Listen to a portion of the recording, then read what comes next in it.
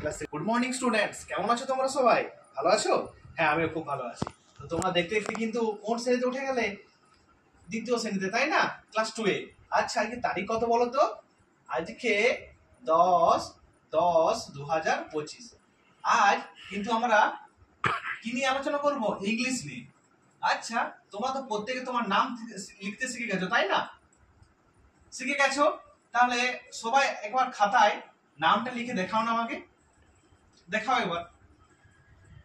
কি লেখা হয়ে গেছে? বাহ, খুব ভালো। রিমা, আগের দিন ক্লাসে আমরা কি শিখেছিলাম বলো তো? কি শিখেছিলাম? যে আমাদের বর্ণমালায়, ইংরেজি বর্ণমালায় কি আছে? কতগুলো অ্যালফাবেট রয়েছে। কতগুলো অ্যালফাবেট রয়েছে বলো? রাহুল কি বলছে? 26টি? না, 26টি তো নয়। কি বলছো রিমা? একটি। হ্যাঁ, আমাদের ইংরেজি বর্ণমালায় এ থেকে জেড পর্যন্ত যে বর্ণমালাটা রয়েছে এর সমগ্র রূপটাকে বলা হয় অ্যালফাবেট। তাহলে আমাদের বর্ণমালায় কটা অ্যালফাবেট রয়েছে? একটা অ্যালফাবেট রয়েছে। ঠিক আছে, এটা হচ্ছে কি সম্পূর্ণ। সম্পূর্ণটাকে বলা হয় অ্যালফাবেট।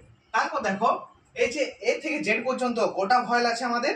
কটা ভয়েল আছে? হ্যাঁ, 5টি ভয়েল আর 21টি কনসোনেন্ট রয়েছে। কিন্তু আজকে আমরা একটা অন্য বিষয় নিয়ে আলোচনা করব। তার আগে দেখো, আমি কতগুলো ইংলিশ সেন্টেন্স লিখছি। ঠিক আছে, দেখো, I we live in India. Okay, আমরা কোথায় বাস করি? আমরা ভারতবর্ষে বাস করি। তারপর একটা বড় সেন্টেন্স, যে তোমরা কি তোমাদের স্কুল করতে ভালোবাসো, তাই তো? তাহলে এটা ইংলিশে বললে কি হবে? ট্রান্সলেট করলে বা যদি আমরা ইংরেজিতে অনুবাদ করি তাহলে কি হবে? I love I love my school. Okay, আচ্ছা, তোমরা তো প্রতিদিন বিকালে খেলতে যাও, তাই তো? এটা যদি আমি ইংলিশে ট্রান্সলেট করি কি হয় বলতো? উই প্লে ক্রিকেট কি এভরি সানডে। ওকে, তাহলে আমরা প্রতিদিন বিকালবেলায়, রবিবারে কি বিকালবেলায় ক্রিকেট খেলি। আচ্ছা, এখানে কি বলছো রিমা?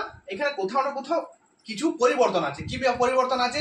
যে আমরা ইন্ডিয়াতে আই বড় হাতের কেন ব্যবহার করেছি, আবার সানডেতে আই বড় হাতের এস কেন ব্যবহার করেছি, আবার আই লাভ মাই স্কুল এখানে আই কে কেন বড় হাতের ব্যবহার করেছি। তাহলে আজকে আমরা কি শিখবো বলতো? যে আমরা কোথায় বড় হাতের এবং কোথায় ছোট হাতের ইংরেজি অক্ষর শিখবো সেটা সম্পর্কে জানবো। তাহলে আজকের পাঠ কি? ইউজ অফ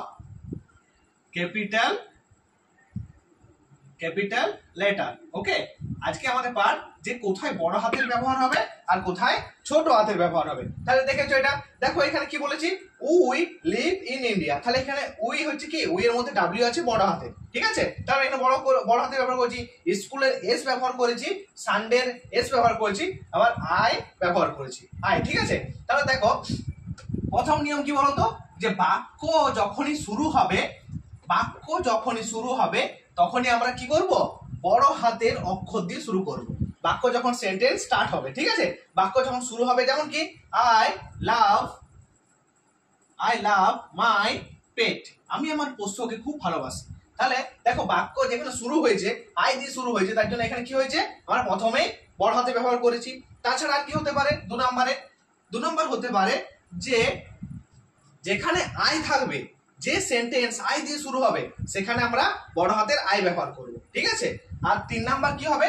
3 নাম্বার দেখো, কোনো বিখ্যাত ব্যক্তির নাম, বিখ্যাত স্থানের নাম, বিখ্যাত জায়গার নাম, সেই সব যেসব জিনিসগুলো থাকবে বা যেসব নামগুলো থাকবে সেগুলো বোঝাতে আমরা বড় হাতের লেটার ব্যবহার করব। ঠিক আছে, তাহলে বুঝতে পেরেছো? যেমন দেখো এখানে আমাদের বিখ্যাত ব্যক্তি কে বলতো?